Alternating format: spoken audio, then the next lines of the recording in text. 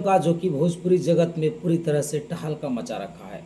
तो आपको बता दूं, फिल्म का नाम है पियरी। जी, आपने ठीक सुना, फिल्म का नाम है पियरी। यह फिल्म पूरी तरह से पारिवारिक है, साथ में रोमांटिक और थोड़ी बहुत लव स्टोरी भी है।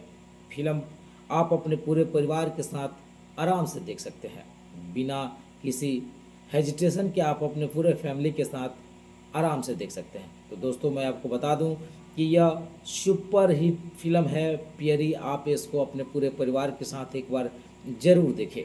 मैं इसका रिव्यू करके आपको बता रहा हूँ यह पियरी फिल्म में किस तरह से सीन लिए गए हैं, किस तरह से कहानी बनाए गए हैं। तो दोस्तों, मैं आपको इस फिल्म के बारे में बताने से पहले इसके कलाकारों से परिचय करा दूं। तो आपको बता दूं, इस फिल्म का नाम है पियरी, जो कि भोजपुरी फिल्म है। इसमें कलाकार मिलेंगे अम्रपाली दुबे, लाडो मधेसिया, अमित शुक्ला, अवधेश मिश्रा, अनीता रावत, साहिल सिद्दीकी, ज्योति मिश्रा, निशा तिवारी, अनु ओझा। वहीं इस फिल्म के निर्देशक है इश्तियाक शेख बंटी। जी हाँ, ये मेरे मित्र राम है मेरे इश्तियाक शेख बंटी जी। कॉन्सेप्ट दिया है संदीप सिंह ने। लेखक हैं इसके अरविंद तिवारी, संगीतकार ओम झा, गीतकार अरविंद तिवारी, संकलन प्रीतम नायक, पोस्ट प्रोडक्शन प्रीत स्टूडियो से लिया गया है। छायांकन है डीके शर्मा, कोरियोग्राफर कानू मुखर्जी, सोनू प्रीतम, और आर्ट डायरेक्टर की बात करें तो शिवा जायसवाल। वहीं निर्माता इसके हैं संदीप सिंह और इश्तियाक शेख बंटी, यानी मेरे मित्र राम भी पैसा लगाए हुए हैं। नुसबा शेख भी इसमें पैसा लगाए हुए हैं। वहीं म्यूजिक की बात करें तो IVY म्यूजिक के थ्रू इसमें म्यूजिक दिया गया है। सैटेलाइट और डिजिटल पार्टनर B4U भोजपुरी है। B4U क्रिएटिव टीम जो है मारुत शर्मा है, नेहा उपाध्याय है, विशाल यादव है, और लीगल टीम संदीप राणा, तृष्णा पटेल, पूनम शिंदे, आकांक्षा वाकोड़े और अन्य लोग भी इसमें शामिल है। Office boy Kanhaiya Jha, IVY entertainment इसमें फाइनेंस भी किया हुआ है। प्रदीप दगा के जिनेले, मैस्क रेहांस, विपुल जैन, निवृत्ति पाटिल, हिमांशु चौधरी भी इसमें मौजूद है। वहीं संतोष गर्ग, रविंदर सालवी, शैलेंद्र त्रिवेदी, प्रफुल्ल इसके फाइनेंस करने वाले हैं। तो दोस्तों, मैं आपको इसमें काम करने वाले कलाकार, पैसा लगाने वाले प्रोड्यूसर और जितने भी डायरेक्टर हैं सबसे मैं परिचय आपको कराया। अब बता दूं कि इसमें अम्रपाली दुबे जो है वह पूरी तरह से अनाथ है। उसके बचपन में ही उसके माता पिता जो है मर गए होते हैं। मरने के बाद उसके पालन पोषण का काम उसके चाचा और चाची करते हैं। कहानी यही नहीं रुकती है, कहानी आगे बढ़ती है। तो दोस्तों, बता दें, कहानी जब आगे बढ़ती है तो पता चलता है कि इस फिल्म के अंदर कितनी दर्द है। अम्रपाली दुबे पूरी तरह से दर्द में कराहती नज़र आ रही है। हमेशा उसको कई झटके मिल रहे हैं, क्योंकि अम्रपाली दुबे की माँ बाप जो है बचपन में ही छोड़कर मर गए हैं, और उसको देख रेख करने और उसका पालन पोषण करने का जिम्मा उसका चाचा और चाची ने लिया है। बता दूं, चाची जो है थोड़ी खरूस टाइप से है, हालांकि उसके चाचा अच्छे हैं। अब बात आती है, अम्रपाली दुबे बड़ी हो जाती है। बड़ी होने के बाद शादी करने का समय आता है। होता क्या है, उसके चाचा कहते हैं कि मैं अपने भतीजी की शादी ऐसे घर में करूंगा जो हमेशा खुशी खुशी ज़िंदगी बसर करेगी। इसी बात को लेकर के उसकी शादी की चर्चाएं चलती है। उसके चाचा जो है अच्छे घर में शादी करने के लिए लड़के को ढूंढते हैं। ढूंढने के लिए चारों तरफ घूमते फिरते हैं, लड़के को देखते हैं कि उसके लिए कौन सा वर होगा जो उसकी ज़िंदगी में खुशी भरेगा। अब शादी की बात होती है। अम्रपाली दुबे का नाम फिल्म में विद्या है, और यहाँ पे उसकी शादी तय होने के बाद जब तय हो जाती है शादी, तो घर में उसकी तैयारी चल रही होती है। अब उसके चाचा कह रहे हैं कि सिकड़ी को तोड़ करके, बढ़िया सिकड़ी जो छोटा मोटा सिकड़ी है उसको तोड़ करके अच्छा बनाने की बात कर रहे हैं। उसी में कुछ औरत सब है ताना मार रही है कि अरे, जब विद्या की सिकड़ी तोड़ के बढ़िया सिकड़ी बनी तो आपका नहीं बन सकता है। उसको चढ़ा रही है औरत सब। इसी को लेकर के घर में झगड़ा लगता है, और विद्या की चाची जो है, यानी अम्रपाली दुबे की चाची जो है, वो कहती है कि मैं भी अपना सिकड़ी तोड़ करके अच्छा सा बड़ा सा बनवाऊंगी। इसी को लेकर के बात बिगड़ती है। उसके घर में कुछ लोग काम कर रहे होते हैं जो कि अम्रपाली दुबे से नेक के रूप में 500 रुपये की मांग करते हैं, तो वो नहीं दे रही होती है। तो कहते हैं, तो उसके घर वाले, उसके पिता यानी उसके चाचा आते हैं तो कहते हैं कि ये बेटी नेक है तो देना ही होगा, दे दो 500 रुपया, जो है कोई बड़ी चीज़ नहीं है। तो ये अम्रपाली दुबे जो है 500 रुपया उसको दे करके अपना नेक पूरा करवाती है, यानी जो मांग रहे होते हैं उसको देती है। तो कहती है कि अब खुश है ना आप लोग, जब आप लोगों को नेक मिल गया। अम्रपाली दुबे की माँ और पिताजी बचपन में ही मर गए होते हैं। घर में एक पोस्टर लगा हुआ है, दोनों का फ़ोटो लगा हुआ है। फ़ोटो देखने के बाद अम्रपाली दुबे शादी के दिन बिलख बिलख के रो रही है और याद कर रही है कि बहुत याद आ रहा है। अपने चाचू से कह रही है कि बहुत याद आ रहा है। तो वे कह रहे हैं कि तुम इतना क्यों रो रही है, जब हम लोग हैं तो उन लोगों का कमी कोई एहसास नहीं होने देंगे, तुम निश्चिंत रहो, अपना काम करो, कोई दिक्कत नहीं है। तो ये चीज़ उसके चाची को अच्छा नहीं लग रहा है।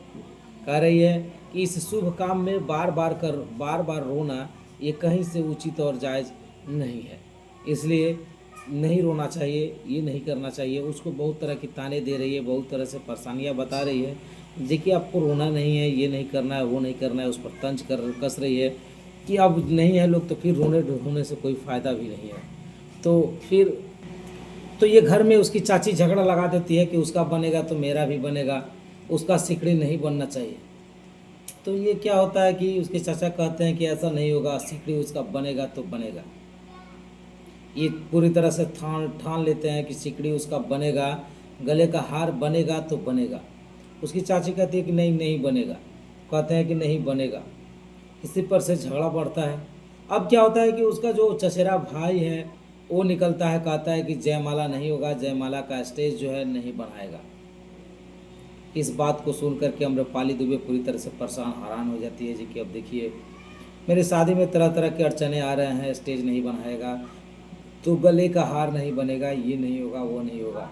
अगर मेरी माँ रहती तो क्या ये सब सुनने को मिलता। ये सब सोच करके बेचारी पूरी तरह से परेशान है, पूरी तरह से एकदम परेशान है।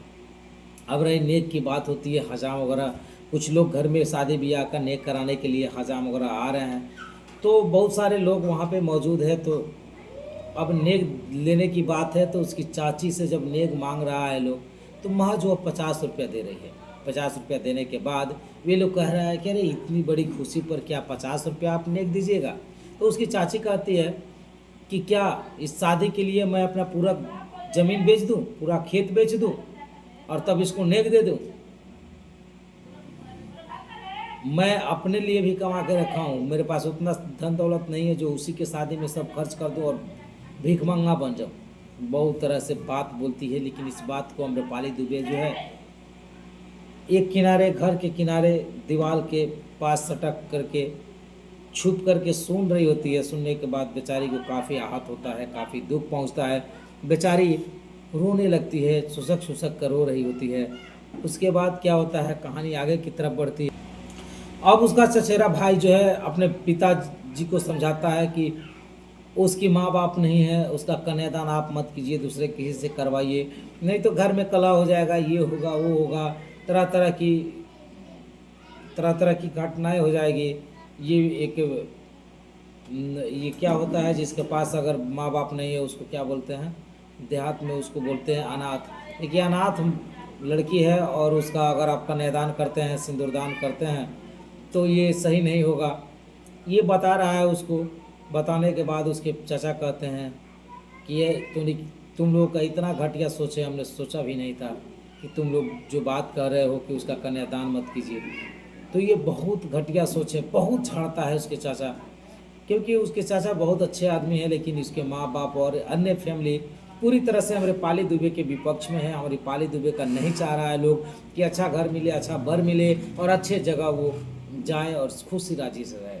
उसको यहाँ तक कि टर्चर किया जा रहा है कि तुम्हारे घर का बाप कोई कमा करके नहीं रखा है जो तुमको हम ज़्यादा सामान वगैरह देंगे। तो इसी तरह से फिर कहानी आगे बढ़ती है। और ये जब कन्यादान की बारी आती है तो आम्रपाली दुबे कहती है कि चाचा जी आप मेरा कन्यादान मत कीजिए, वे लोग कह रहे हैं उन्हीं लोगों का बात मान लीजिए।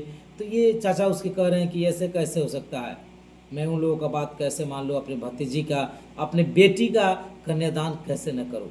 इसको लेकर के एकदम महफिल में जहाँ पे कन्यादान का स्थान है वहाँ पे रो रही है आम्रपाली दुबे और मना कर रही है अपने चाचा को कि ऐसा मत कीजिए। लेकिन यह चाचा जो है काफ़ी अच्छे हैं, ऐसे मानने को तैयार नहीं है। और जब कन्यादान की बारी आती है तो उसके चाचा जो है उसके पाँव पकड़ लेते हैं कि नहीं बेटी ऐसा मत कहो, कन्यादान हम ही करेंगे। अब क्या होता है कि यहाँ से शादी होने के बाद लड़की अपने ससुराल को जाती है। ससुराल को जाती है तो यहाँ इसके घर वाले जो है दहेज में बहुत सारा चीज़ नहीं दिए हैं। ससुराल पक्ष दहेज लोभी है। जब देखता है कि ससुराल में कुछ दहेज, ससुराल से वो अपना दहेज लेकर के नहीं आई है, तो उसकी माँ जो है घर में घुसने से मना करती है कि तुम घर में नहीं घुसोगी, कुछ नहीं लेकर के आई है, जिस पाँव आई है उसी पाँव हम तुमको लौटा देंगे। इतना करने के बाद जब उसका सुहागरात का समय होता है, एक दिन बाद होती है, जब सुबह होता है तो उसके घर के लोग, उसके हस्बैंड, उसके सासू माँ, सब कोई उसको मार पीट कर रहा है, बुरी तरह से मार पीट रहा है और कह रहा है कि हम तुमको नहीं रखेंगे, तुमको यहाँ से निकाल देंगे, तुम कुछ नहीं लेकर के आई हो।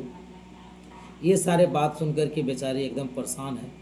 इतना नहीं, उसके हस्बैंड जो है पूरी तरह से उसको मार पीट कर रहे हैं, पूरी तरह से काफ़ी बेरहमी से पिटाई कर रहे हैं, जगह जगह फोड़ दे रहे हैं, खून निकल रहा है, लहूलुहान हो जा रही है बेचारी और कह रही है कि चाचा हमको किस खूंटा में ले जा करके आपने बांध दिया।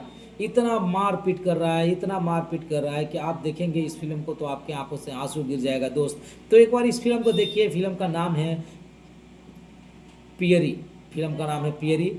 तो आप एक बार देखेंगे फिर पियरी फिल्म को तो आपको लगेगा ये कितना अच्छा, कितना रोमांटिक और पारिवारिक फिल्म है।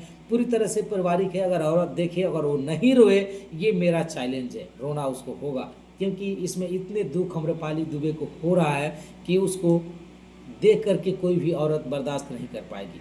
तो कहानी इसी तरह से आगे बढ़ती है, उसको काफ़ी दुख दर्द होता है।